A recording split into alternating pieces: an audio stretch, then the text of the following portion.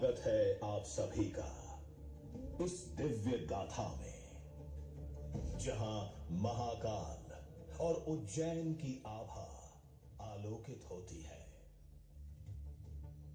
आपसे विनम्र अनुरोध है कि कृपया अपने मोबाइल फोन्स को साइलेंट मोड में डालें या स्विच ऑफ कर दें, ताकि आप इस प्रस्तुति का संपूर्ण आनंद बिना किसी व्यवधान के उठा सकें। इस शो के प्रस्तुतकर्ता हैं उज्जैन स्मार्ट सिटी लिमिटेड। निष्पादक हैं मध्य प्रदेश पर्यटन। तो प्रस्तुत है महाकाल की शक्ति, उज्जैन की भक्ति।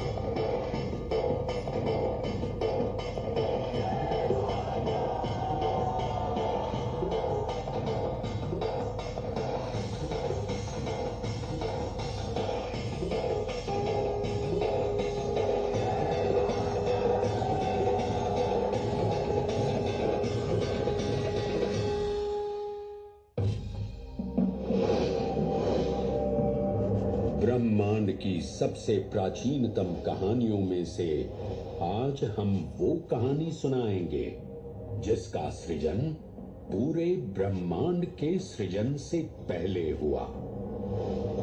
तब न देव थे, न असुर, न जीव था, न जंतु, न जल था, न अग्नि, न वायु, न भूमि। समष्टि के शून्य में विराजती एक शक्ति, कालातीत और कालों के नियंता।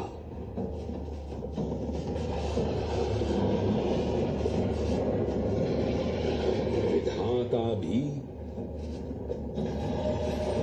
और विध्वंसक भी, अखंड, अचल, अविनाशी।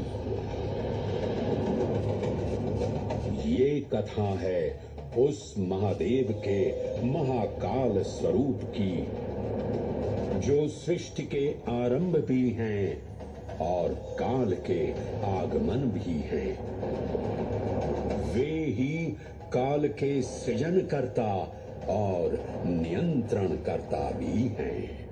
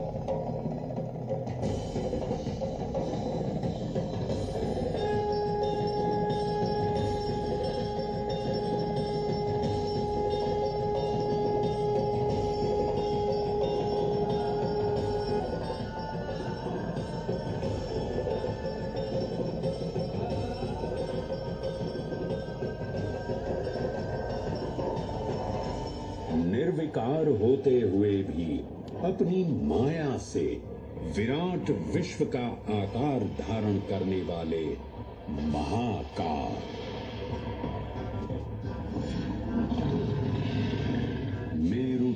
को धनुष और भगवान विष्णु को बाण बना दैत्यों के 3 पुरों का नाश करने वाले महाकाल, वो महाकाल जो तीनों लोकों में विद्यमान सभी शिवलिंगों में प्रधान हैं।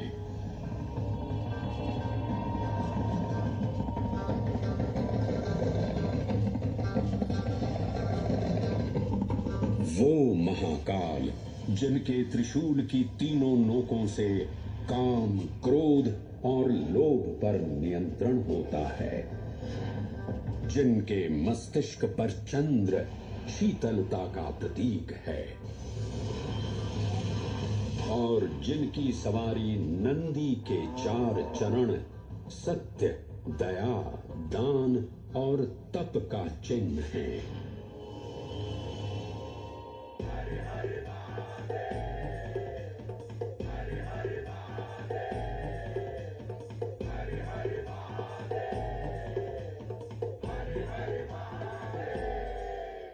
न पुण्यं न पापं न सौख्यं न दुःखं न मन्त्रो न तीर्थं न वेदा न यज्ञः अहं भोजनं नैव भोज्यं न भोक्ता चिदानन्दरूपः शिवोऽहं शिवोऽहम्।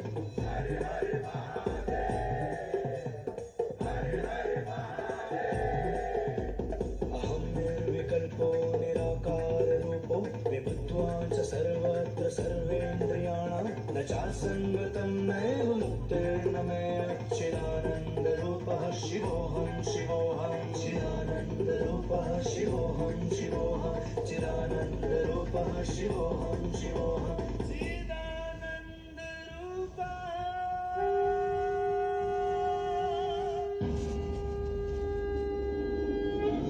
वराह पुराण में कहा गया है, नाभिदेशे महाकालस्तन्नाम्ना तत्र वै हरः, अर्थात नाभिदेश उज्जैन में स्थित भगवान महाकालेश्वर तीनों लोकों में पूजनीय हैं। आकाशे तारकां लिंगम पाताले हाटकेश्वरम मृत्युलोके महाकालम सर्वलिंगम नमोस्तुते। आकाश में तारक लिंग के रूप में, पाताल में हाटकेश्वर के रूप में और मृत्युलोक में महाकाल के रूप में स्थित भगवान शिव को प्रणाम। समस्त लिंग स्वरूपों में विद्यमान भगवान शिव को सादर नमस्कार। नाभिदेश उज्जैन का अटूट बंधन है महाकाल के साथ, जो महाकाल स्तोत्र में उल्लिखित है। उज्जयिन्यां महाकालम महाकालेश्वरम हरम महाकालम महायोगिनम नमामि पार्वती पतिम। तो चलिए मैं आपको कथा सुनाता हूँ इसी महान उज्जैन नगर की। उज्जैन, जिसे संस्कृत साहित्य में अवंतिका, विशाला, कुशस्थली, पद्मावती, कनक श्रृंगा, स्वर्ण श्रृंगा, प्रतिकल्पा, कुमुदवती और अमरावती के नाम से पुकारा गया।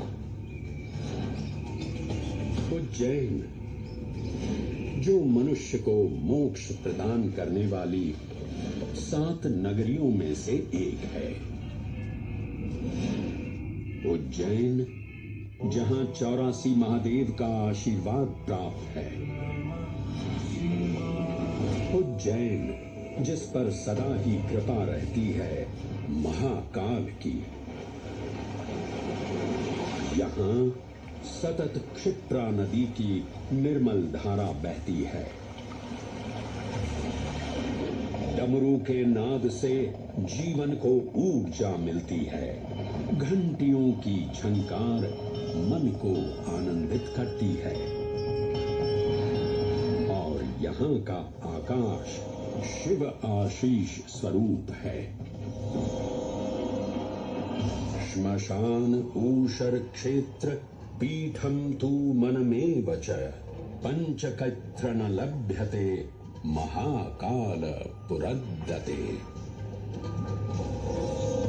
अर्थात यहाँ पर श्मशान, ऊषर यानी अनुपजाऊ भूमि, क्षेत्र अर्थात पवित्र भूमि, पीठ यानी शक्ति स्थान और मन अर्थात आध्यात्मिक शांति का स्थल पांचों एक ही स्थान पर उपलब्ध हैं। ये संयोग महाकाल की नगरी उज्जैन की महिमा को और गरिमामय बना देता है।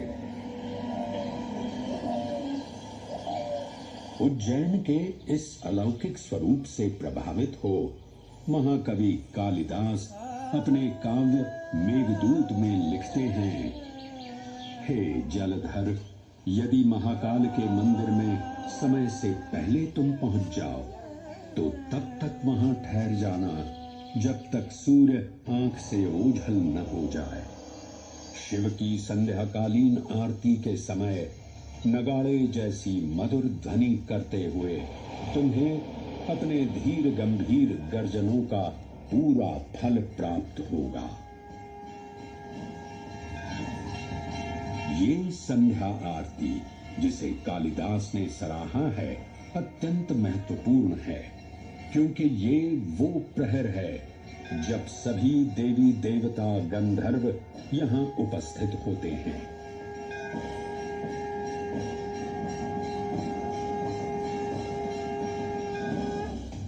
उज्जैन की महिमा अद्वितीय है।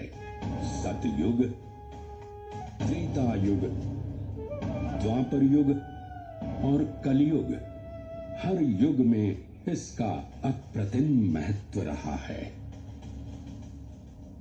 इस काल यात्रा में सबसे पहले आपको सतयुग के उस कालखंड में ले चलता हूं जहां देव और दानव एकत्रित हैं समुद्र मंथन करने के लिए।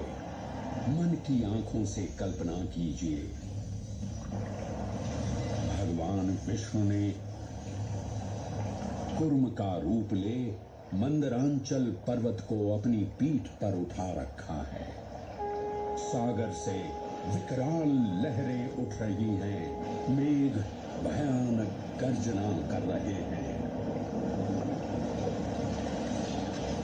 देव और दानव वासुकी सर्प को नेति बना और मंदार पर्वत को मथनी बना सागर को मथ रहे हैं कि तभी जल का पाप कालकूट विष निकलता है और पूरी सृष्टि को अपने ताप से झुलसाने लगता है। इस भयावह स्थिति ने देवताओं और असुरों के बीच हाहाकार मचा दिया। यह कैसा अनर्थ है? लक्ष्य था अमृतत्व का, पर अब मृत्यु की विकराल छवि हमारी आंखों के समक्ष मंडरा रही है। इस भयंकर संकट से केवल वही उद्धारकर्ता मुक्ति दिला सकते हैं जो समस्त विश्व के परम संरक्षक हैं। तभी सब महादेव की शरण में जाते हैं और पुकार लगाते हैं, ओम नमो भगवते रुद्राय। और फिर तुष्टा महादेव भक्तों की गुहार सुनते हैं, कैलाश से उतरते हैं, विष को अपनी अंजुलि में भर अपने कंठ में धारण करते हैं।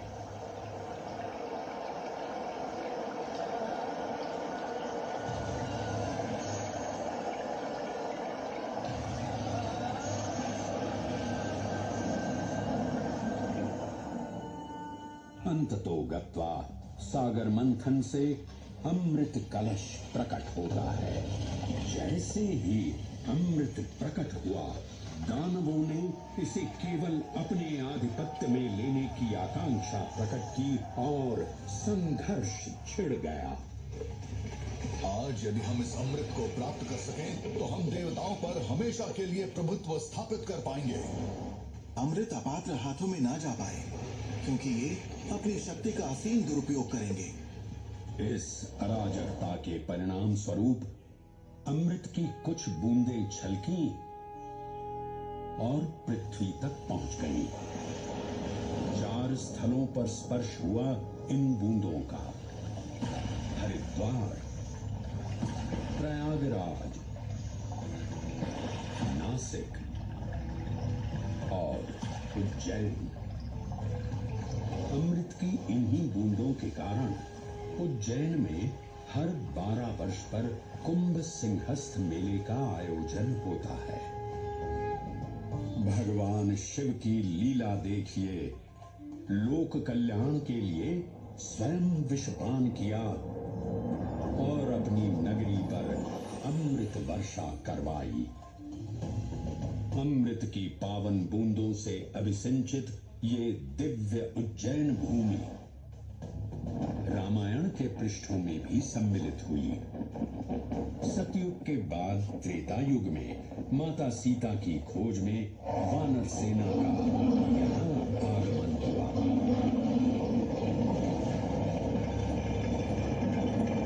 समय की इस यात्रा के माध्यम से अब प्रवेश करते हैं वाल्मीकि रामायण के किष्किंधा कांड में।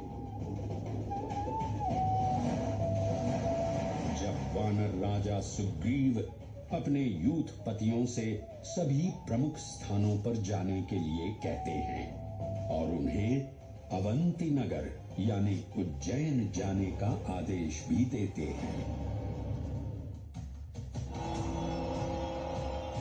मेखला उत्कल के क्षेत्र, दशर्न के नगर, आब्रवंती, अवंती और विदर्भ के राज्य, साथ ही माहिष्का के आकर्षक राज्य में भी पूरी तरह से खोजना होगा।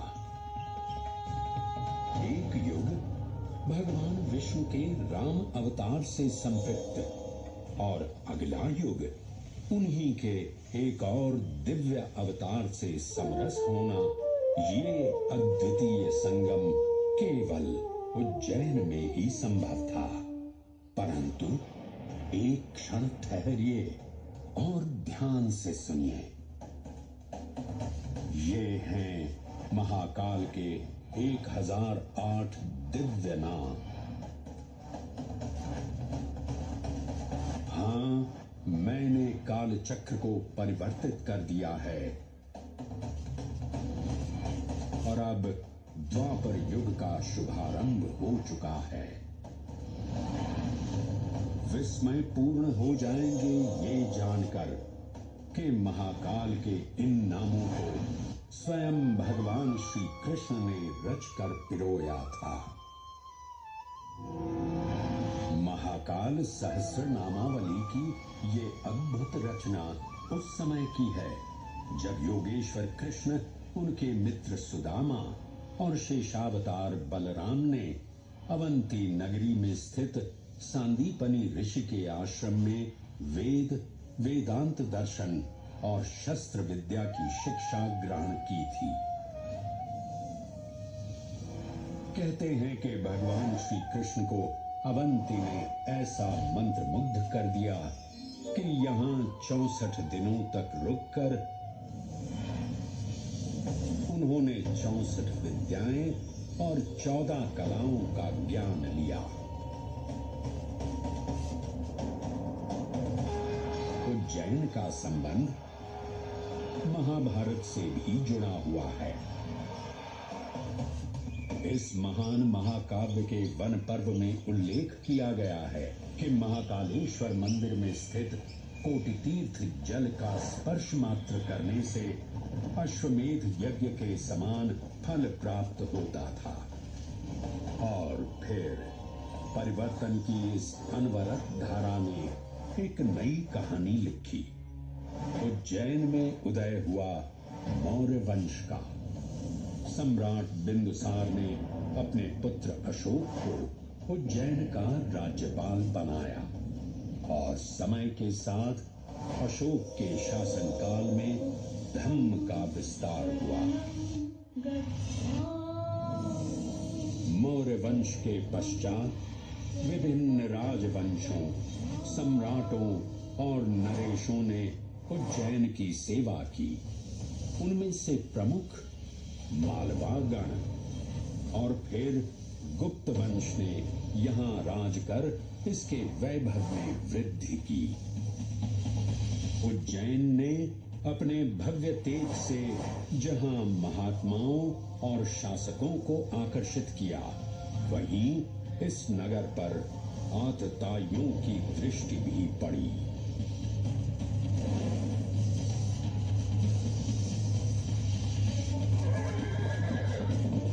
शक मध्य एशिया की खानाबदोश जनजाति थी, जिन्होंने उत्तर पश्चिमी और मध्य भारत के कुछ हिस्सों पर आक्रमण कर अपना शासन स्थापित किया।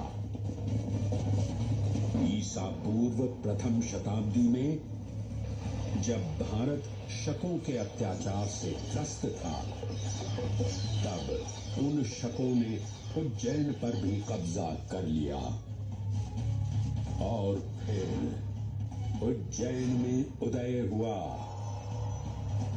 एक तेजस्वी योद्धा, महाराज विक्रमादित्य का। एक तरफ शकों का बल तो दूसरी तरफ विक्रमादित्य का अद्वितीय पराक्रम।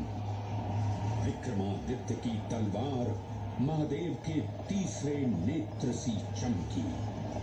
प्रचंड युद्ध हुआ।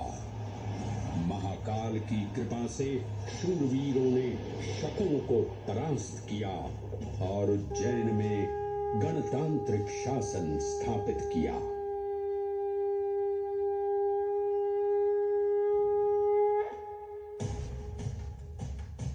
इन्हीं महाबली विक्रमादित्य की राज्यसभा महाकाल मंदिर में ही प्रतिष्ठापित थी। आज भी इस मंदिर की घंटियों में विक्रमादित्य की वीरता और शौर्य की प्रतिध्वनि गुंजायमान होती है। राजा विक्रमादित्य और शकों के मध्य हुए युद्ध ने उज्जैन को काल चक्र से अभिन्न रूप से जोड़ दिया, क्योंकि जिस दिन उनको विजय प्राप्त हुई, उस गौरवशाली उपलब्धि के सम्मान में एक नवीन पंचांग का शुभारंभ किया गया, विक्रम संवत पंचांग। आज भी कई हिंदू पर्व और धार्मिक अनुष्ठान विक्रम संवत पर आधारित हैं।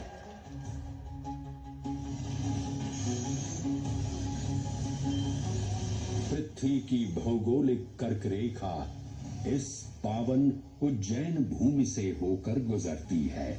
लगभग 300 वर्ष पूर्व उज्जैन विश्व समय का प्रमुख संदर्भ बिंदु था।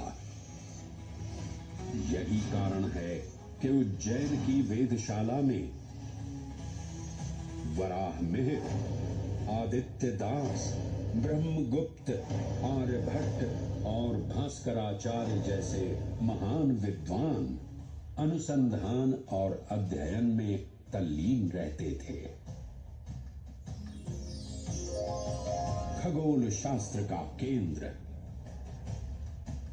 महाकालेश्वर का आवास, जगत गुरु कृष्ण की नगरी, विक्रमादित्य का राज। जयति जय उज्जैनी, वैभवशालिनी नगरी उज्जैन।